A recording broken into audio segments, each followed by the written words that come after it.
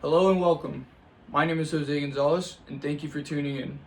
Today we have the story of an innocent man named Angel Gonzalez, who spent 20 false years in prison for a false sexual assault crime on him. Now, in the original case summary, it says that on the night of July 10th, 1994, a woman was abducted by two men from her apartment. They forced her into their car. They drove several blocks down, and then they both sexually assaulted her and left her there. After, she was totally traumatized and ran to a 7-Eleven, where she then called the police. Following, the only evidence provided in this case is that both men were Hispanic, around 25 years old, taller than her, and that the car that she was sexually assaulted in had tinted windows. Following, the boyfriend showed up to the apartment with the police and the victim to say that Angel Gonzalez pulled out of the building complex, and he said that he had tinted windows and his car was not registered to the building. Little did the police and the boyfriend know that Angel Gonzalez was only there to drop off his girlfriend's sister, who lived in the same building of the victim, which is how Angel Gonzalez got involved with this case. As for the victim, the way that she got abducted by these two men were because the doorbell rang, she went to answer but nobody was there, and later they captured her. Some additional information to take note of is that Angel Gonzalez has a birthmark on his right eye that the victim did not say that one of the two suspects that sexually assaulted her had. Some also additional information is that when Angel Gonzalez was taken into questioning, since he didn't understand the English paper, they had a Spanish person come in and read it off. Little did Angel Gonzalez know is that when he signed the confession, it was a separate document that was not like the first one that the Spanish speaker told him about. So they made Angel Gonzalez sign a fake confession that he had no idea because he didn't understand the English writing right there. And they made him falsely confess to something that he did not do. Due to the fake confession, it was all that they needed to put away Angel Gonzalez in jail, and the jury ruled him guilty. And then they sentenced Angel Gonzalez, an innocent man who did not do anything, to 40 years in prison. Welcome to the science part of our studio. Today we will be talking about how DNA evidence was provided in this case. In 2001, Angel Gonzalez obtained DNA evidence that he was not a part of the sexual harassment of the victim in his case. Unfortunately for Angel Gonzalez, there were two people who did this on the victim, so they could not immediately clear him. Even though the DNA results of this test showed that he was not indeed. Meanwhile, Angel Gonzalez was in prison. He was writing letters to an organization called the Innocence Project. This organization helps those like Angel Gonzalez who did not commit a crime to help him be set free. The Innocence Project took over in August 2012, and in 2013, they requested the county to allow more DNA testing on Angel Gonzalez's case, where they then tested the victim's shorts and her tampon.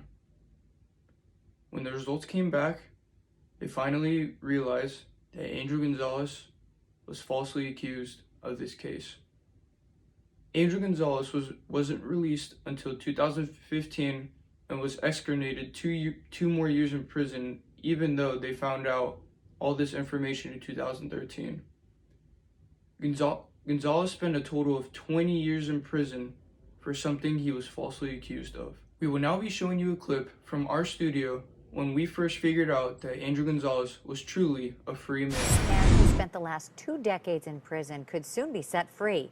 New DNA evidence identifies 2 other men who committed the 1994 rape and kidnapping he was imprisoned for.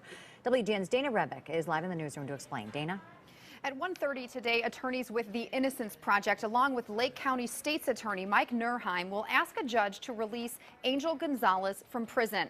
The 41-year-old initially confessed to the crime after a lengthy police interrogation, and the victim identified him at the time. But Gonzalez has long maintained his innocence. In 2001, DNA testing identified one male profile that did not match Gonzalez, and just last week, further testing pointed to an additional man, neither matching the man initially convicted. Now the question is, if released, will the Waukegan man be able to stay in the United States? We will now be bringing in a young man from Lassiter High School who is a senior taking a forensics class to hear his thoughts about this case. Thank you for having me on the show, Jose. It means a lot. Before we start on my personal opinions over this case, I would just like to shout out my mom, dad, brother, and my forensics teacher, Miss Hinkson. I love you and I hope you're watching. I'd like to start off with how the court handled Angel Gonzalez's first trial. I thought it was very poorly done. Simply for the fact because they had no DNA evidence.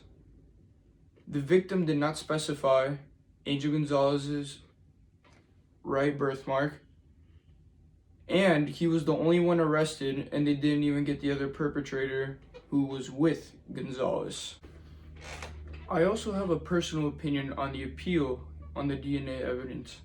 Personally, I don't think that it went bad. I do think it was unlucky that they found DNA evidence that Angel Gonzalez was not present in 2001.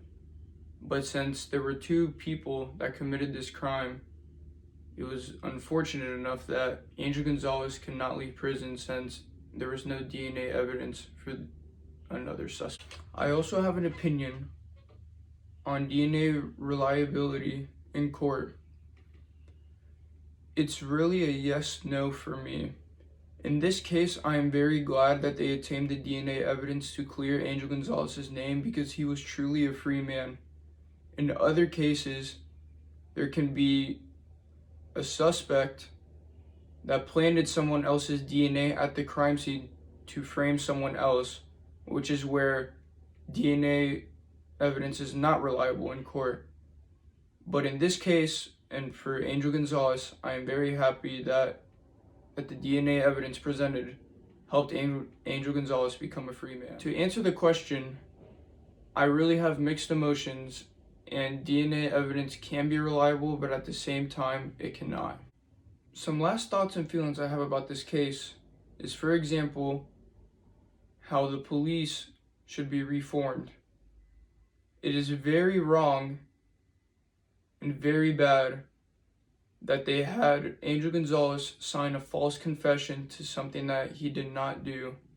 By doing this, it is very disrespectful and it is a crime all by itself. I just think it's completely unacceptable, and I think there needs to be some reforming in that area of the police and how they just want to get the job done quick, or whether it's because Angel Gonzalez was Hispanic, race, whatever. I just think there needs to be some type of reform right there. Thank you to Lassiter and that young man for coming all the way out here and making an appearance. It was greatly appreciated. Unfortunately, that is all the time we have today. I hope you learned something new, and I hope you have a great day. Tell someone you love them. Bye-bye.